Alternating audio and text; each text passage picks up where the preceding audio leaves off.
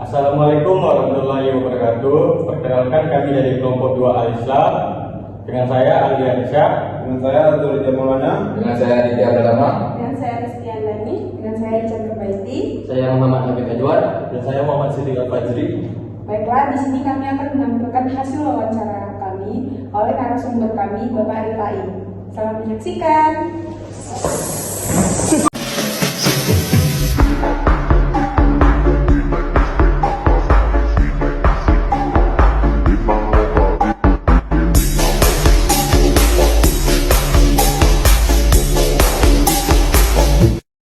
Kami kan dari mahasiswa UNRI. Ada sedikit tugas video menanyai tentang kesuksesan, Rahasia kesuksesan. Gitu kan? Al-Islam. Iya. Iya, untuk menuntaskan tugas Al-Islam. Al-Islam. Iya. Mungkin ada sedikit beberapa pertanyaan sih Pak, yang bakalan disampaikan teman-teman, ya kan? Berkenan kan Pak untuk menjawab? Insya Allah berkenan. Biar kami juga bisa sukses lah. Ya. Saya. Iya. Sukses. Ada yang mau bertanya? Ada nggak dulu? Atau di mana? Pak, nyamannya aja. Ya santai aja lah. Nggak perlu terlalu formal. Hadir aja, boleh kita berbicara sambil diskusi lah istilahnya. Silakan aja apa yang mau ditanyakan. Kalau misalnya Boleh, Des, dimulai ya di lingkup pertanyaan kami. aja yang ada di sini ya. Santai aja. Ada untuk pertanyaan yang pertama kami nih Pak. Apa keadaan saat ini udah memasuki fase sukses yang Bapak mau gitu? Bapak inginkan. Baik. Bapak mungkin bercerita dulu ya. Kenapa kok kita Bapak membuat percetakan seperti ini? Dulunya kan Bapak kan guru MDA. Si Resti ini juga murid Bapak. Banyak juga sih murid Bapak yang dari tahun 2005 Bapak ngajar sampai sekarang tahun 2024 ya. Cuma dulu kan di Al-Khairat, sekarang berpindah ke Asia. Nah, Bapak membuka usaha ini itu karena melihat ke depannya itu, yang pertama dunia digital itu semakin berkembang. Nah, yang kedua media juga mengikuti kan. Nah, maka di usaha itu Bapak pikirnya di situ supaya ke depannya nanti kehidupan Bapak sendiri dengan keluarga itu ada perubahan lah ke arah yang lebih baik. Maka pada tahun 2002 Bapak putuskan membuka percetakan ini supaya ada peningkatan ekonomi kehidupan di keluarga. Nah, berjalannya waktu memang susah, berat di awalnya karena Bapak tidak modal uang, hanya modal pengetahuan saja. Gaji MDA dulu itu kan cuma 600, paling tinggi 1.200.000. Nah, itu kan tidak bisa menghidupi keluarga. Maka berpikir buka dunia percetakan. Untuk saat ini sampai sukses atau tidak, kalau Bapak lihat sukses dalam menjalani saja, tapi untuk target belum lagi.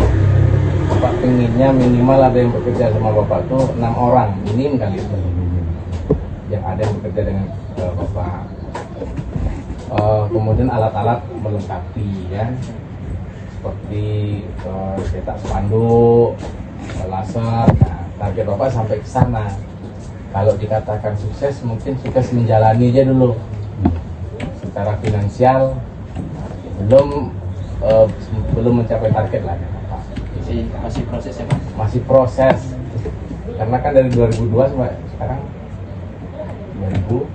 2024 ya, 3 tahun ya. 2022 23 masa-masa corona dulu itu berat, itu sangat berat. Sekarang ini insya Allah sudah bisa kita menjalani. Oke, itulah. Berarti usaha percetakan ini berjalan sambil ngajar di MJA aja? Ya, bagi Bapak dunia MDTA itu tidak bisa dilepas Sampai sekarang? sampai sekarang. Walaupun di tempat yang pertama kemarin nggak ngajar di situ, kebetulan di Aisyah kan kita ngajar di situ kan, Bapak ngajar di situ, memang nggak bisa dilepas dari dunia Bapak. Jadi berbarengan. Nah, usaha dengan pendidikan itu sebenarnya berat. Kalau kita mau mendidik, pilih usaha betul. Kalau pendidikan betul. Nah, tapi Bapak mencoba dua nih, memang berat. Suatu saat nanti Bapak harus memilih memang. Kayaknya cenderung ke usaha. Diputuskan begitu. Lambat laun kita harus mengikuti. Ya. Harus pandai kita nanti. Kalau kita menjalani kedua-duanya, tidak akan bisa. Istilahnya berkendara di dua kuda, apa namanya tuh? Ini kuda kita naikin, yang ini kita naikin juga kan? Tidak bisa jalan barengan, nggak bisa. Mandunya gitu ya Pak. Iya, kita mandunya awal-awalnya bisa, tapi nanti di perjalanan kan semakin lama semakin banyak urusan yang akan dia hadapi. Nah, itu yang sulit. Makanya saya ambil keputusan, kalau mau usaha aja. Kalau mau bergerak di bidang pendidikan, Maaf sebelumnya untuk pertanyaan ini Pak. Sebelum Bapak mulai usaha, Bapak udah mikir nggak kalau misalnya bakal jatuh? ya, Apalagi dari maaf sebelumnya cerita Bapak yang sebelumnya, Bapak bukan pewaris, ya. jadi berinvestasi gitu kan. Gimana Bapak nanganin supaya tidak berpikiran untuk jatuh gitu? Awalnya sempat stres, apalagi pada masa corona. Itu hampir berapa tahun itu tidak ada pemasukan. Jadi uang tabungan kita yang harusnya bisa ditabung, makan sampai nol, itu di nol. Hampir 2 tahun itu. Penghasilan satu hari itu pernah tuh paling tinggi 15.000 cuma. Dan itu dialami hampir 2 tahun. Makanya uang tuh habis. Kemudian Bapak stres, agak seminggu nggak masalah. Sadarnya itu karena dukungan dari kawan-kawan. Yang paling penting itu dukungan kawan-kawan, bukan hanya berbentuk uang, tapi support ya, harus disupport. Bapak waktu itu disupport. Ayo, ya misalnya mau makan apa gitu ya. Tidak hanya dalam bentuk uang rupanya, tapi dalam bentuk support, ucapan, semangat. Dikasih pisang pun waktu itu bertenaga kita.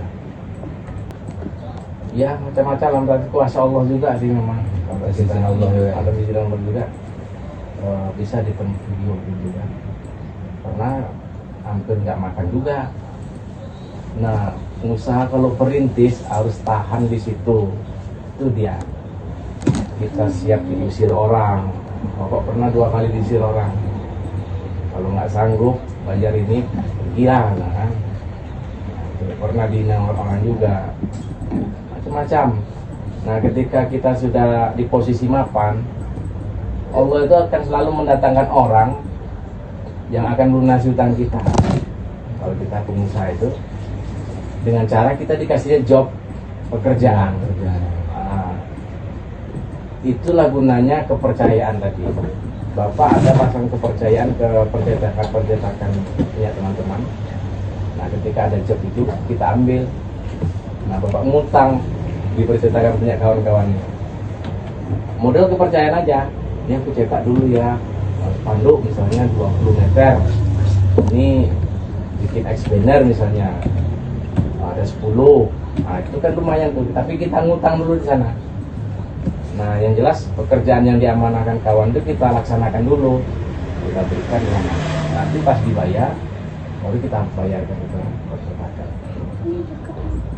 Nah, yang ke berikutnya supaya kita itu enggak tekor, memang kita harus berteman dengan kawan-kawan yang seusaha dengan kita, jenisnya itu. Jadi kita tahu harga-harga standar pasar itu seperti apa. Itu paling penting ya, jalin silaturahmi dengan dia. Karena kalau Bapak lihat di zaman ini nggak bisa kita mengatakan diri kita itu yang paling hebat. Jadi kita yang paling pintar itu nggak bisa. Banyak orang yang akan menggantikan posisi kita itu. Jadi yang paling penting sekarang itu jalin silaturahmi dan kepercayaan. Itu paling penting di dunia seperti ini. Jadi berarti bisa dibilang salah satu kunci Bapak untuk memulai merintis itu relasi atau kawan juga. Ya, Itu yang paling penting itu relasi, amanah. Nah, itu paling penting kita jaga itu. Tanpa itu kita orang ragu dengan kita. Ya. Orang kalau datang sama kita belum melakukan transaksi aja udah ragu. Ya. Kawan-kawan kita ini nanti kan berbeda-beda nih. Ada yang bisa jadi gubernur, wali kota, ada yang tentara, polisi, dokter kan. Jangan pernah kita bersinggungan dengan mereka. Dimulai dari paling dini lah, dari SD atau apa. Oke lah, SD kita mungkin karena belum nalar kan. Dari Pemikiran SD belum pas lagi ya. belum pas. Jumpa kita dengan kawan tuh baik dulu. Ah, itu yang apa yang dipegang orang tuh rupanya, bukan pintar kita rupanya. Walaupun kita juara umum di sekolah, tapi kalau orang nggak senang sama kita nggak dikasih job. Walaupun kita orang kaya kan, itu tuh ya, pegang itu. Nah, kalau udah dipegang itu, insya Allah kita aman. Minim sekali kalau kita berusaha itu. 60 orang kita pegang kepercayaan mereka di awal. Itu yang jadi kelangganan utama kita, 60 orang. Nah, kalau sudah berjalan tuh aman aja. Kalau untuk usia ibadah Bapak, untuk kedekatan Bapak sama Allah itu apa rahasianya Pak yang bikin Bapak bertahan sampai sejauh ini, sampai mencapai Bapak saat ini? Cukup. Bagi Bapak, yang pertama rahasianya itu istri. Jadi ya Bapak waktu suksesnya itu sudah beristri. Lebih cepat menikah lebih baik.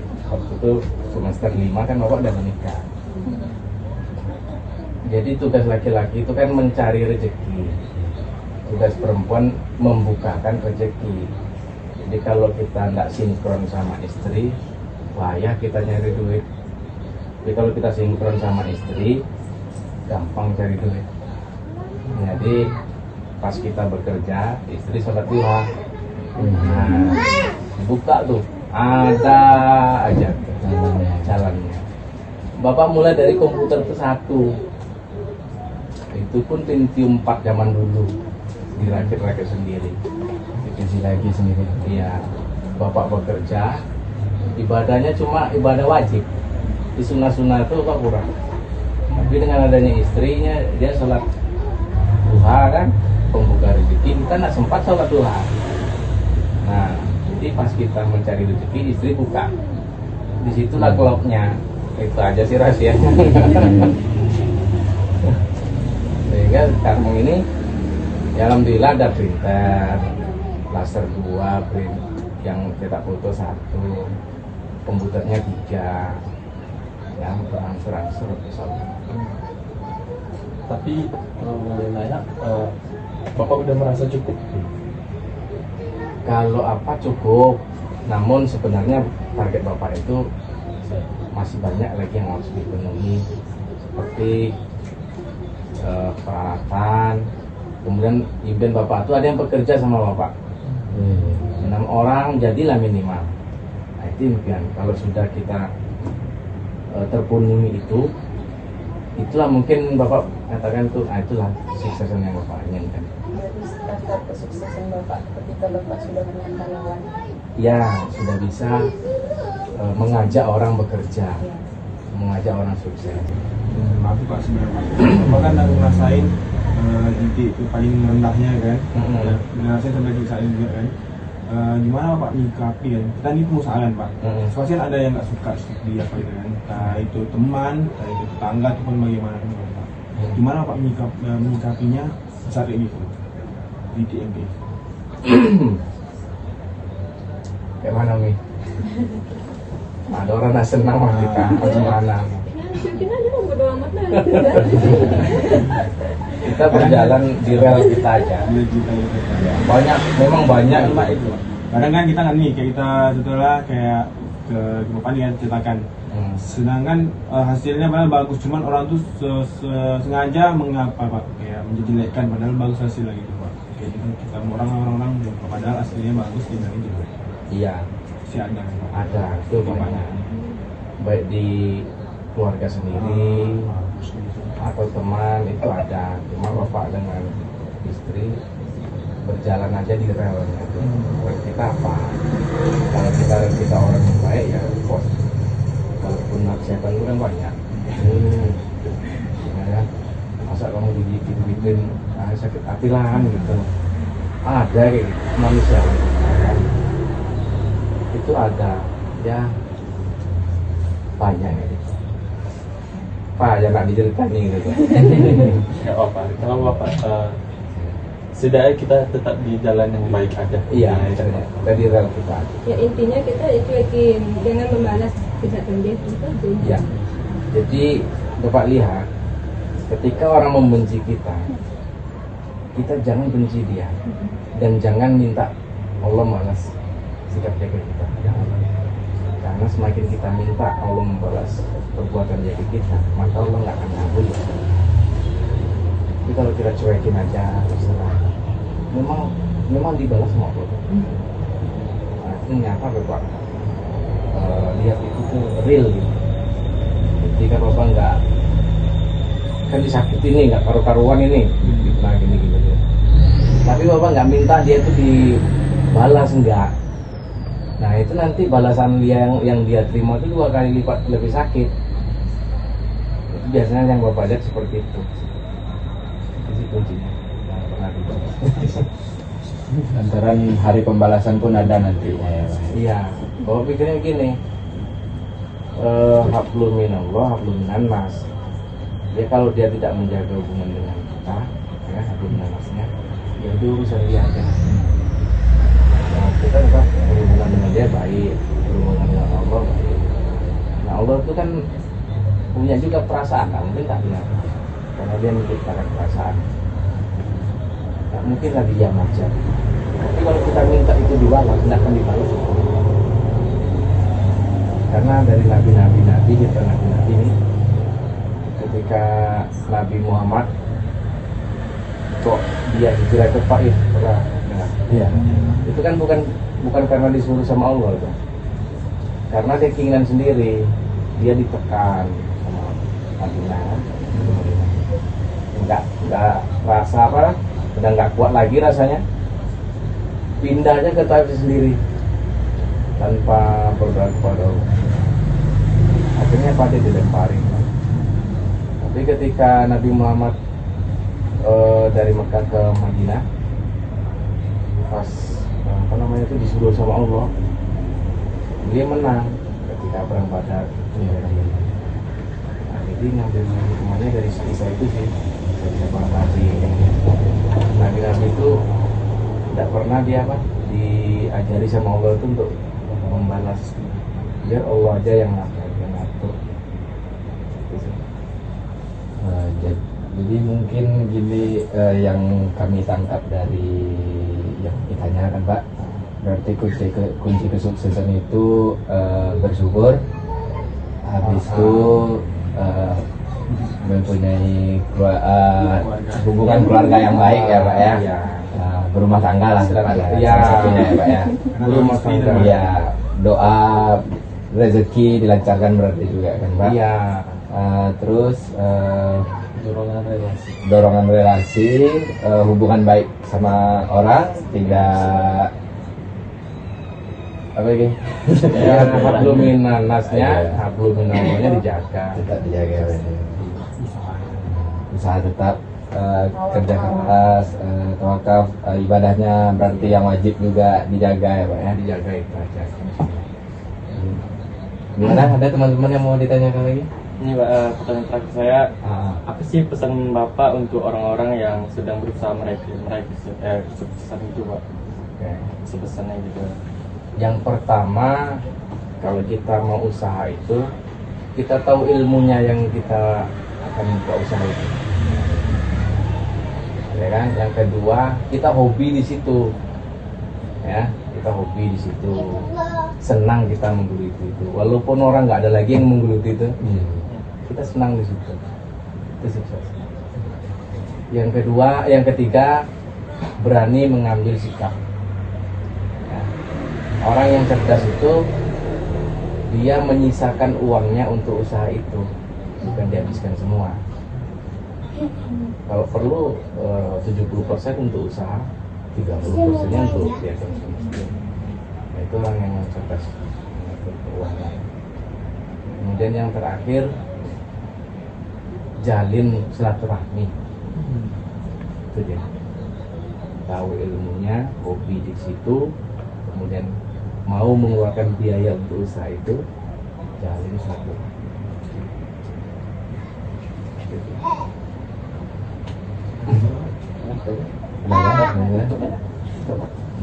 Mungkin itulah pertanyaan-pertanyaan kami dari mahasiswa Umri ya Pak ya. Lebih dan kurang maaf ya Pak. Terima kasih sudah menyempatkan waktunya. Nanti istirahatnya juga Pak.